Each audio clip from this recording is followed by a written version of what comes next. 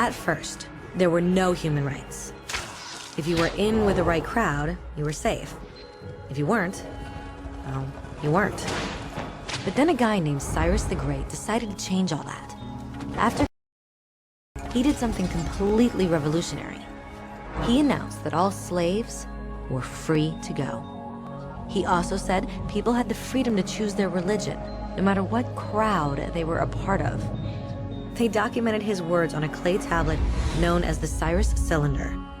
And just like that, human rights were born. The idea spread quickly to Greece, to India, and eventually to Rome. They noticed that people naturally followed certain laws, even if they weren't told to. They called this natural law, but it kept getting trampled on by those in power.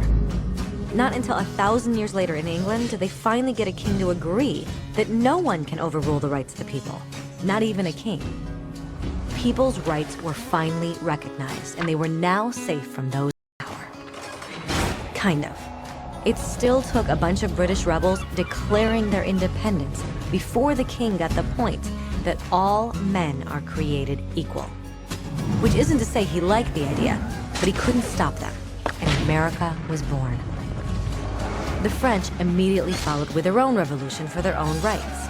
Their list was even longer, and they insisted that these rights weren't just made up. They were natural. The Roman concept of natural law had become natural rights. Unfortunately, not everyone was so thrilled. In France, a general named Napoleon decided to overthrow the new French democracy and crown himself emperor of the world. He almost succeeded, but the countries of Europe joined forces and defeated him. Human rights was again a hot topic. They drew up international agreements, broadly granting many rights across Europe. But only across Europe. The rest of the world somehow still didn't qualify. Instead, they got invaded, conquered, and consumed by Europe's massive empires. But then a young lawyer from India decided enough was enough. His name was Mahatma Gandhi, and in the face of violence, he insisted that all people of Earth had rights, not just in Europe. Eventually, even Europeans started to agree. But it wasn't going to be that easy. 2 world wars erupted. Hitler exterminated half the Jewish population of Earth in horrifying Nazi death camps. And all told, 90 million people died. Never had human rights been so terrifyingly close to extinction. And never had the world been more desperate for change.